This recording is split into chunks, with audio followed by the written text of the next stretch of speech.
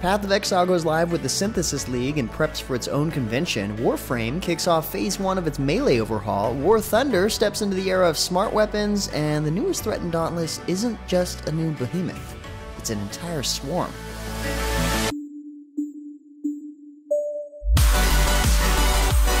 What's up guys, James Blunt here with a weekly recap for gaming news and announcements of the week of March 15th, 2019, and it's another packed week of news, so let's get it started with Warframe's latest update, Operation Buried Debts, going live on PC. This update includes the newest frame called Hildren. Hildren wears heavy armor and uses a lot of shield-based powers to protect themselves and fuel powerful fire abilities. Aside from the new Warframe, Phase 1 of the melee overhaul is now live as well, which means players can instant swap between different melee weapons, and actions that interrupt a melee combo, like gunfire, will now have the melee combo resume where it left off on the next melee strike. Also, fans of K-Drive racing can earn increased standing around the Orb Valis and unlock modular parts for upgrading their K-Drive. Pretty news-packed week for Warframe. Catch up on the latest over at MMOs.com. Next up, Grinding Gear Games launched the Synthesis League this week, simultaneously for PC and Xbox One, with the long-awaited PlayStation 4 release on the horizon later on this month. Synthesis will have players reassembling the memories of a major figure in Ray-class history and discovering his role in the events of that world. Grinding Gear wants the expansion to be heavily story-focused since the intense lore of the Betrayal League was received so well.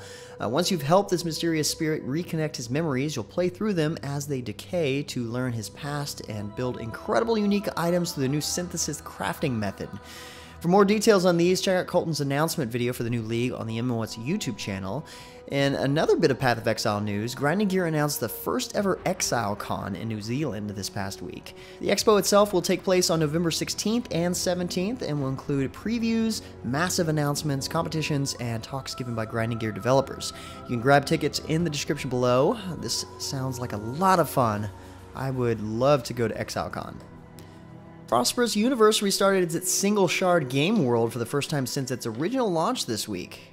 This reset came as a way to aid the implementation of a mountain of community feedback in a new build.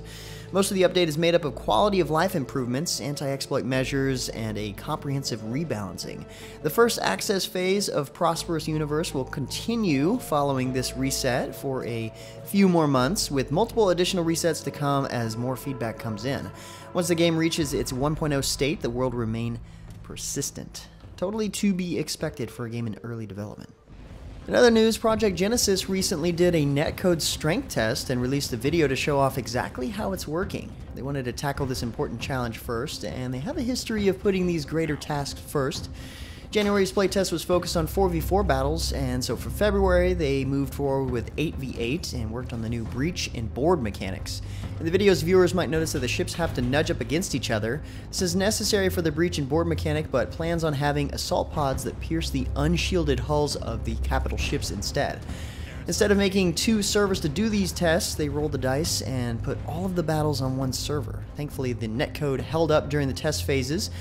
This latest development journal also goes over the particulars of designing interiors and environments for Project Genesis. More info can be found from the link in the description below.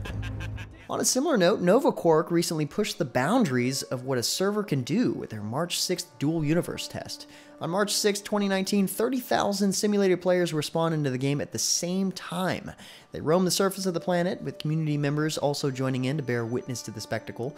This demonstrates what players can expect with meaningful interactions at scale when the MMO launches in 2020. Whether they're building massive cities or mining an uncharted moon, it is a sound idea of what you can expect in this single shard shared universe.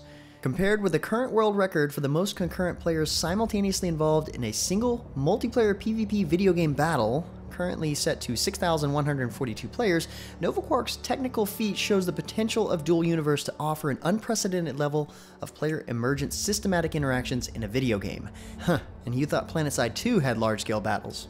Next up, if you're looking for an alpha test to join on a different style game, Steel Circus has you covered. This is a 3v3 sports combat arena style game that kinda reminds us of rugby or soccer with MOBA style heroes. Keep in mind the game is in alpha, and Jason seemed to have a good time with it. If it catches your interest, check out Jason's preview of the weekend alpha test just before hopping in and playing a few matches yourself. Also announced this past week, the latest update to War Thunder, patch 1.87, is called Locked On, and it couldn't be more appropriate.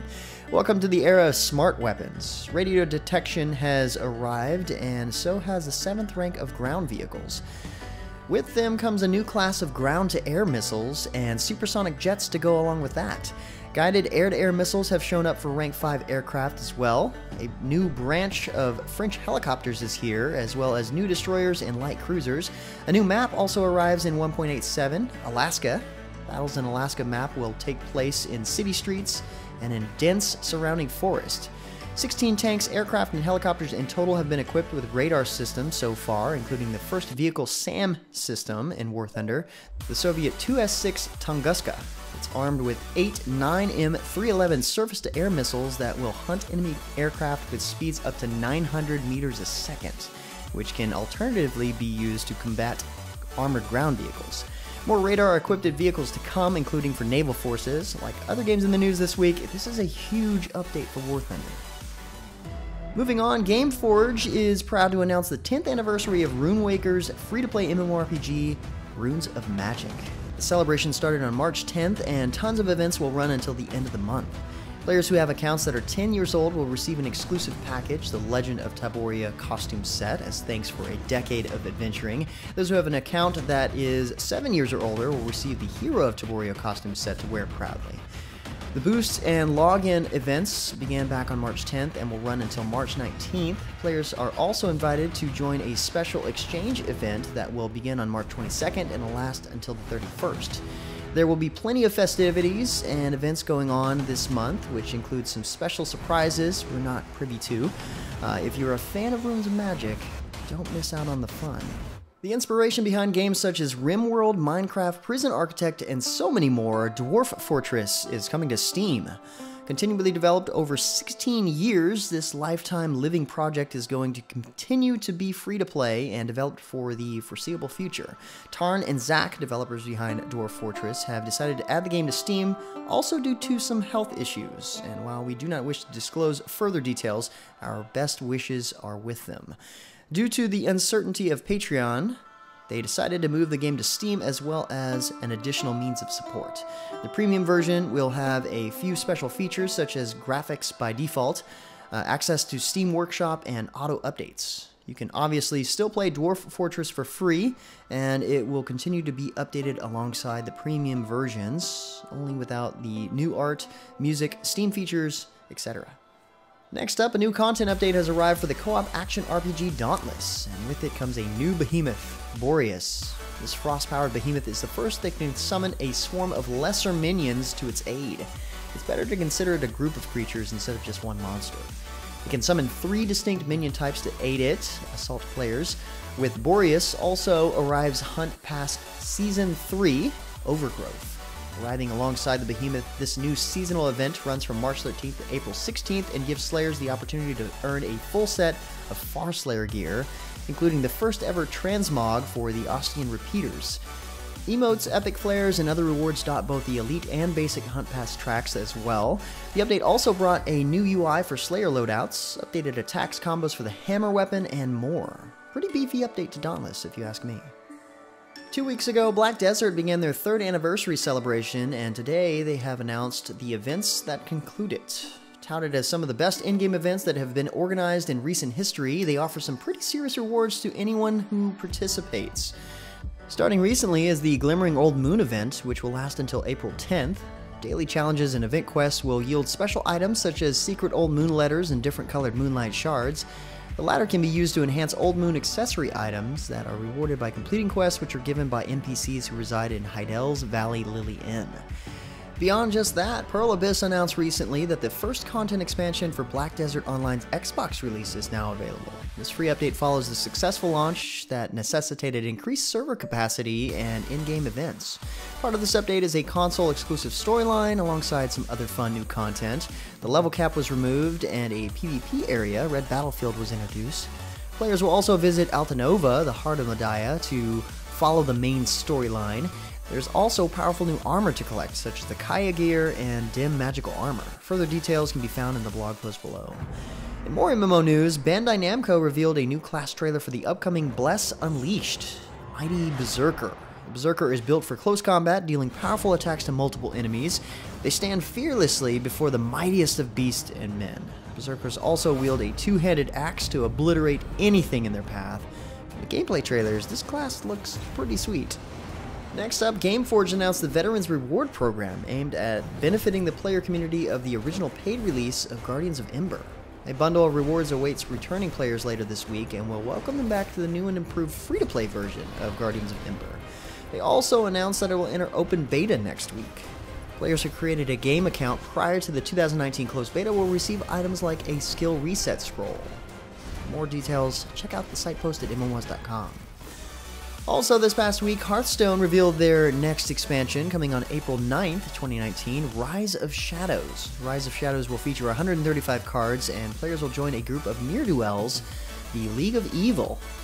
With Rise of Shadows comes a new mechanic, Lackeys. 5 new Lackeys will come in Rise of Shadows, which are one-by-one minions with battle cries. The accompanying PvE adventure will arrive in May for this expansion and is bigger than ever before. The first chapter of the upcoming solo adventure is free, and the additional chapters will be unlockable for $19.99 or 700 gold per chapter. On April 5th, right before the pre-release, players will be able to claim a free legendary card and use it immediately in play mode and at the pre-release events. At launch, a quest chain will become available that rewards multiple card packs for the Rise of Shadows and Year of Raven expansions. Additionally, during the first week of the expansion release, the Shadow Bundle will be available, containing 9 Rise of Shadow card packs and an arena ticket for $9.99, and of course players can purchase the bundle only once per account. All of the updates and announcements are pretty big this week if you haven't noticed. And finally, for a last bit of news, mentioned last week, Jason's Smite review for the latest god, Jormungandr, is live over at MMOs.com. Not to spoil anything if you want to check it out yourself, but Jason's a bit worried about the potential for massive amounts of damage coming from a guardian. To add to the excitement, MMOs also has a giveaway going on for some Wolfsbane Skadi skins, so be sure to catch one of those while they last. Anyway guys, that's about it for all the major news and announcements for this week. For more information on the news topics, check the links in the description below. Feel free to discuss the news, or even more news, in the comments below. And don't forget to like, subscribe, and share this video. Until next time guys, that's going to be it for me. I'm James Blonde. See ya out there, gamers.